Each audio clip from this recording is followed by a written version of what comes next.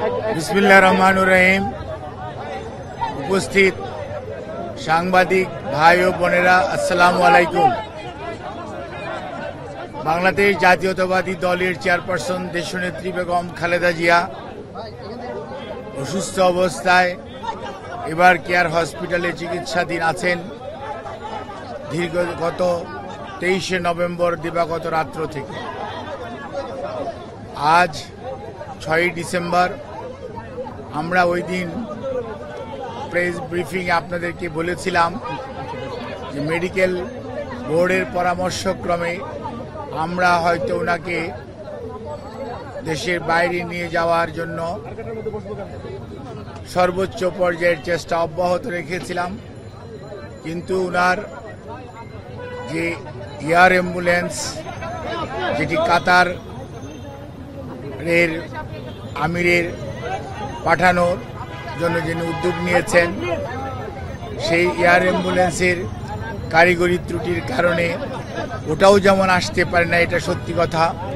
অন্যদিকে মেডিকেল বোর্ডের সদস্যগণ জরুরিভাবে মেডিকেল বোর্ডের সভা করে এবং একসাথে বসে সিদ্ধান্ত নিয়েছিল যে ওই মুহূর্তে ওনার ফ্লাই করার সঠিক হবে না। সেজন্যই আমরা ওনার যে বিদেশ নেওয়ার যে বিষয়টি সেটি কিছুটা বিলম্বিত হচ্ছে এবং ভবিষ্যতে হয়তো শারীরিক অবস্থাই বলে দিবে যে ওনাকে কখন বিদেশে চিকিৎসার জন্য নিয়ে যাবে অথবা নিয়ে যাওয়া হবে। কাজেই এখন আমাদের মেডিকেল অ্যাম্বুলেন্স সবসময়ই প্রস্তুত আছে। ডিজাইন, এলিগেন্স, বিউটি, সেরা পণ্য সবার জন্য জেভিকো। কিন্তু প্রস্তুত থাকলেও সর্বোচ্চ পর্যায়ে দেশনেত্রী বেগম খালেদা জিয়ার সুচিকিৎসা এবং ওনার সেফটি অ্যান্ড সিকিউরিটি অর্থাৎ চিকিৎসাগত দিক থেকে এটি অত্যন্ত প্রাধান্য পাচ্ছে সর্বত্রই। এবং আমাদের যে মেডিকেল বোর্ডের সম্মানিত সদস্যরা ইউকে এবং আমেরিকা থেকে এবং বাংলাদেশ থেকে যারা অংশগ্রহণ করছেন, ইভেন সুদূর চায়না থেকেও, সবাই কিন্তু ওনার ফিজিক্যাল কন্ডিশনের উপর সবচেয়ে বেশি গুরুত্ব দিচ্ছে। এবং আমরা মনে করি, আমরা সবাই, দেশের সকল মানুষ ওনার সুস্থতা চায়, চিকিৎসকরা চায়, দেশের আবাল বৃদ্ধ বনিতা সকল ধর্মের সকল রাজনৈতিক মতাদর্শের মানুষরা চায়। কাজেই যেহেতু ওনার স্বাস্থ্য আমাদের সর্বোচ্চ অগ্রাধিকার, সেজন্য আমাদের ভারপ্রাপ্ত চেয়ারম্যান সার্বক্ষণিকভাবে জনাব তারেক রহমান সাহেব এটি যেমন তদারকিও করছেন এবং এ ব্যাপারে চিকিৎসকদের মতামতকেই উনি সবচেয়ে বেশি অগ্রাধিকার দিচ্ছেন। দলও সেই অনুযায়ী অগ্রাধিকার দিচ্ছে। কারণ সবচেয়ে বড় কথা মনে রাখতে হবে যে মেডিকেল বোর্ডের সদস্যরা বিগত 6 বৎসর যাবৎ ওনাকে বিভিন্ন সময় যে সেবা দিয়ে এসছেন, প্রতিকূল পরিস্থিতিতেও। আজকে হয়তো পরিস্থিতি কিছুটা বদলেছে, কিন্তু আপনারা সবাই সাক্ষী কি অবস্থার মধ্যে দিয়ে আমাদেরকে বিগত 6টি বৎসর পার করতে হয়েছে। কাজে এই অবস্থার মধ্যে মেডিকেল বোর্ডের সদস্যরা অত্যন্ত দৃঢ়তার সঙ্গে এবং অত্যন্ত professionally they are handling the matter.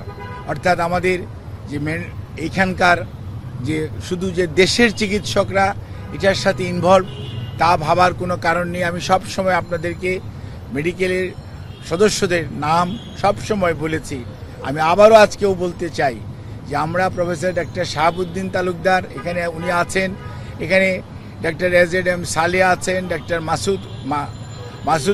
Masum Kamal আছেন এবং ডক্টর জিয়াউল হক আছেন, ডক্টর জাফর ইকবাল আছেন এবং সেই সাথে আমাদের ব্রিগেডিয়ার সাইফুল ইসলাম আছেন এবং এর বাইরেও ডক্টর সিজান অর্থাৎ লুৎফুল আজিজ উনিও আছেন, professor A Q M. Mohsin, professor doctor Shamsul Arefin এবং ওনার প্রধান চিকিৎসক ডক্টর ফখরুদ্দিন মোহাম্মদ সিদ্দিকী এবং doctor professor doctor Nuruddin Ahmad, এনারা বাংলাদেশ থেকে আছেন। এর বাইরেও সব সময় ওনার চিকিৎসার ব্যাপারে জন পেট্রিক কেনেডি এবং জেনিফার ক্রস এবং প্রফেসর গোল্ডস্টোন, এই তিনজন লন্ডন ক্লিনিকের চিকিৎসক, এবং প্রফেসর ডক্টর রিচার্ড, উনি হচ্ছে লন্ডন ব্রিজ হসপিটাল অর্থাৎ আপনার কিংস কলেজের উনি প্রফেসর, উনি আছেন। শাকিল ফরিদ পেপওয়ার্থ ক্যামব্রিজ ইউনিভার্সিটির যে কার্ডিওলজি সেন্টার সেইটার সাথে জড়িত আছে, এবং প্রফেসর গার্বি, উনি হচ্ছেন একজন আপনার কার্ডিওলজিস্ট যিনি ভ্যালভুলার হার্ট ডিজিজ হ্যান্ডেল করেন, উনি এটার সাথে সম্পৃক্ত আছে। এবং ইউএসএ থেকে প্রফেসর হাবিবুর রহমান লুলু এবং professor John Hamilton, professor doctor Hamid র, professor doctor Rafiquddin Ahmed, professor doctor জর্জিস, ইনারা কিন্তু ওনার চিকিৎসার সাথে সম্পৃক্ত আছেন। কাজেই সব সময় এই চিকিৎসার সমন্বয়ের জন্য ডক্টর জুবাইদা রহমান, উনি আগে লন্ডনে ছিলেন, গতকালকে উনি এসছেন, এবং উনিও সার্বক্ষণিকভাবে এই চিকিৎসা মেডিকেল বোর্ডের সকাল বিকাল যে মেডিকেল বোর্ড বসে পরামর্শ করে সেই সমস্ত বিষয়ে উনি অংশগ্রহণ করেন, এবং সার্বিকভাবে ওনার পরিবারের সদস্যদের মধ্যে বিশেষ করে সৈয়দ শামেলা রহমান এবং শামীম ইস্কান্দার সাহেব সহ পরিবারের সদস্যরাও এই মেডিকেল বোর্ডের সভা বসার পরবর্তীতে তাদেরকেও এবং আমাদের ভারপ্রাপ্ত চেয়ারম্যান জনাব তারেক রহমান সাহেবকে, আমাদের দলের মহাসচিব মির্জা ফখরুল ইসলাম আলমগীর সহ দলের সর্বোচ্চ পর্যায়ে নেতৃবৃন্দকে যথাযথভাবে অবহিত করে রাখা হয়েছে। কাজে ওনার চিকিৎসার ব্যাপারে বিভিন্ন ধরনের সোশ্যাল মিডিয়াতে, আমি তো সোশ্যাল মিডিয়া দেখার সুযোগ হয় না, আমি দেখিও না, কিন্তু কোনো সময় অনেক গুজব শোনা যাচ্ছে বা অনেকে বেড়ায়। আমি সবাইকে অনুরোধ করব, দয়া করে দেশনেত্রীর এর প্রতি যদি আপনাদের শ্রদ্ধা এবং ভালোবাসার নিদর্শন স্বরূপ বিনীতভাবে অনুরোধ করব, আপনারা দয়া করে যে শোট ফ্যাক্ট এটার বাইরে কেউ গুজব ছড়িয়ে মানুষকে দয়া করে বিভ্রান্ত করবেন না, এবং শুধুমাত্র আল্লাহ রাব্বুল আলামিনের কাছে দোয়া করেন, আল্লাহর অশেষ সহমতে সব সময় উনি এসছেও প্রতিকূল অবস্থা থেকে আল্লাহ ওনাকে সুস্থ করেছেন। আপনাদের সবার দোয়ায় আমরাও এবার এবং মেডিকেল বোর্ড অত্যন্ত আশাবাদী যে এবারও ওনার যে শারীরিক জটিলতা এটা থেকে আপনাদের দোয়া এবং আল্লাহর অশেষ মেহেরবানিতে ইনশাআল্লাহ দেশনেত্রী বেগম খালেদা জিয়া সুস্থ হবেন। আর বিদেশে যাওয়ার ব্যাপারে আমাদের সর্বোচ্চ প্রস্তুতি রয়েছে। যখনই ওনাকে বিদেশ নেওয়ার জন্য মেডিকেল বোর্ড যথোপযুক্তভাবে তৈরি মনে করবেন, শারীরিকভাবে মনে হবে যে ওনাকে সেফলি ট্রান্সফার করা যাবে, কারণ মনে রাখতে হবে 12 থেকে 14 ঘন্টা যখন আপনি এয়ার ফ্লাই করবেন তখন যে হাই অল্টিটিউডে মানুষের শারীরিক যে পরিবর্তন হয় সেটির সাথে খাপ খাওয়ানো একজন অসুস্থ মানুষের পক্ষে সব সময় সম্ভব হয় না। কাজে এই জিনিসটি খেয়াল রেখে আপনারা দয়া করে বিভ্রান্তও হবেন না, দয়া করে কেউ বিভ্রান্তি ছড়ানোর চেষ্টা করবেন না। সর্বোচ্চ পর্যায়ে কাতার গভর্নমেন্ট এবং আমাদের যে অন্তর্বর্তীকালীন সরকার সর্বোচ্চ পর্যায়ে সহযোগিতা আমাদেরকে করছেন, এবং তারা ওনাদের বিদেশে নেওয়ার ব্যাপারে ওনাদের যে সহযোগিতা অব্যাহত রেখেছেন। বাট ওনার শারীরিক সুস্থতা এবং চিকিৎসা মেডিকেল বোর্ডের যখন পরামর্শ হবে তখনই ইনশাআল্লাহ ওনাকে বিদেশে নিয়ে যাওয়ার হবে। তবে সবার আগে মনে রাখতে হবে ওনার চিকিৎসাটাই সর্বোচ্চ প্রাধান্য পাবে। সেই জন্যই ওনাকে চিকিৎসার জন্যই এখানকার হাসপাতালের কর্তৃপক্ষ এবং সেই সাথে কর্মরত সকল পর্যায়ের স্টাফস যারা ওনার চিকিৎসার সাথে সম্পৃক্ত, যারা চিকিৎসার সাথে সম্পৃক্ত না, সবাই সহযোগিতা করছেন।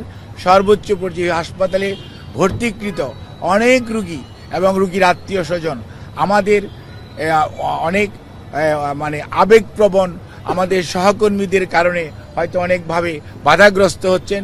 সেজন্য আমরা আপনাদের কাছে যারা একটু মনে কষ্ট পাচ্ছেন তাদের কাছে আমরা ক্ষমা প্রার্থী, আপনাদের সহযোগিতা চাই, এবং সর্বোচ্চ পর্যায়ে আপনাদের সহযোগিতা ছাড়া আমরা সত্যিকার অর্থে ওনার চিকিৎসা কার্যক্রম অব্যাহত রাখা কষ্ট হবে। এই কথা বলি আমি আমার বক্তব্য শেষ করছি। আপনি দয়া করে আমার বক্তব্য পুরোটা আবার রিওয়াইন্ড করে শুনবেন, সেখানে আমার বক্তব্য সব উত্তর আছে, দয়া করে কাইন্ডলি শুনবেন। আপনাদের সবাইকে ধন্যবাদ।